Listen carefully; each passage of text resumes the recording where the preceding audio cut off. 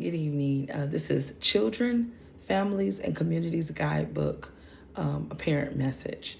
This is from me, Stacy Whitfield. This is for ECE 631, Building Family and Community Partnerships. This is Professor Letitia Shipley, and it was due December 16th, 2024. Let's get started. My name is Stacy Whitfield, and I grew up in the great state of Michigan. I've been in education for 14 years. I like to call my journey in education from the cafeteria to the classroom. I walked into a school as a very active parent, and later on, I got laid off from a major medical company, and I began having lunch with my daughter at her school. This is where education found me. The principal of the school would daily tell me how she felt I had a knack for working with children. The definition of knack is an acquired or natural skill at performing a task. And basically, she was saying that I possessed a natural skill to work with children. This natural skill, I believe, was honed in my mother's in-home daycare while I was a teenager. My career started in the cafeteria. It moved to the main office. It swiftly moved to the media center. Then I landed in the GSRP classroom with my BA in early childhood education. I am headed into administration as either a principal or an early childhood specialist. I want to continue working with students and families that are in underserved communities. The principal, which would be me, is the person that with the highest authority or considered the most important in an organization, mainly a school, in an early childhood, elementary, or secondary school level. I am choosing areas with low-income families, families with single parents, children who are doubled up or considered homeless. There are families who are escaping domestic violence situations who need help. There are children who have special needs that will need to be addressed as they progress from grade to grade. I'm not only concerned about where I will lead, but I'm concerned about how I will lead. And with many leadership styles out there, it would be easy to choose a dictator that who would say, this is where you're going to go, or an appeaser, someone who says, I'll do what you're doing, or a conformer that will say, tell me what to do. Well, I'm a Christian, and I believe that when it says that the greatest of among you is a servant, I want to be a servant leader. That's the way that I will lead. So effective partnerships. I have to say that one of my favorite topics to discuss is the relationship between home and school. My two youngest daughters went through the Great Start Readiness Program. As a parent, I can remember several ways that my child's teacher kept in contact with me. And I have adapted these same practices in an updated and 2024 way.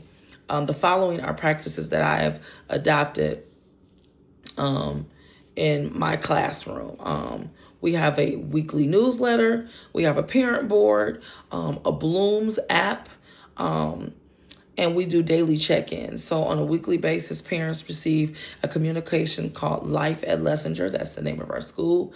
The parent board is utilized to post a classroom wish list like Kleenex and sanitizer. We also have parenting strategies like teaching your child how to put on his coat.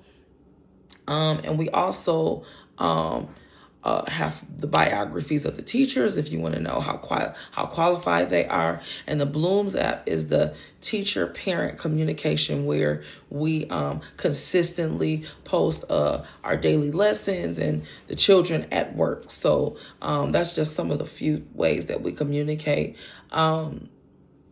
Family enrichment is the number one goal when we are dealing with families. And so we always make sure that we are totally in tune with what's going on with our parents and if they've endured any trauma.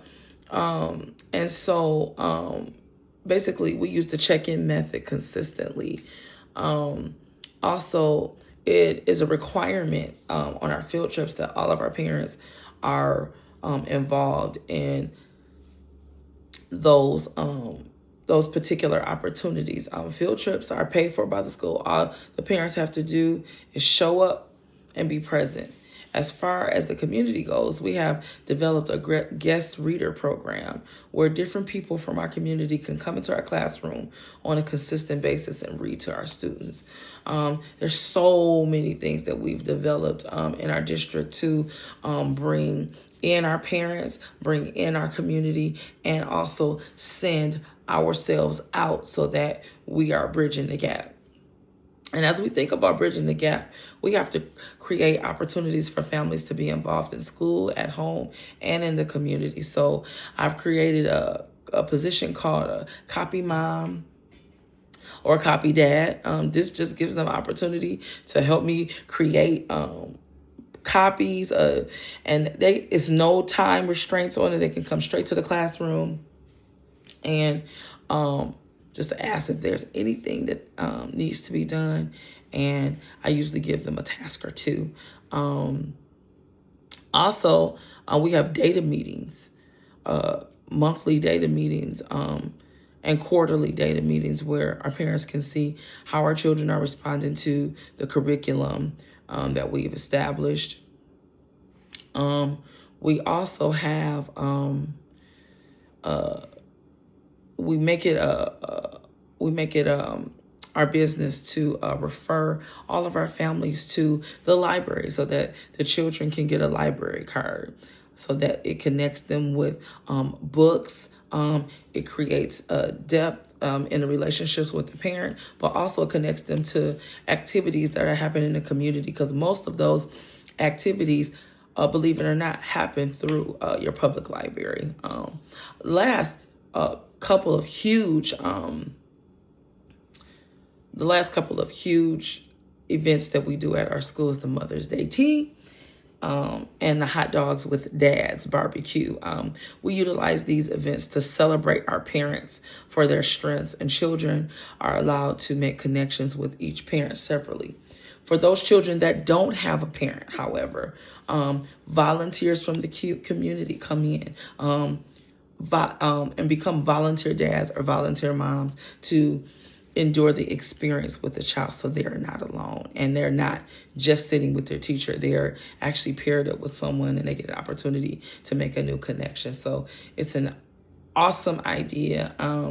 For the future, I would love to reach out more to our parents and have them teach us about their heritage. We have a lot of families in our community that are English language learners. That means they're from a lot of them are from the Arabic community.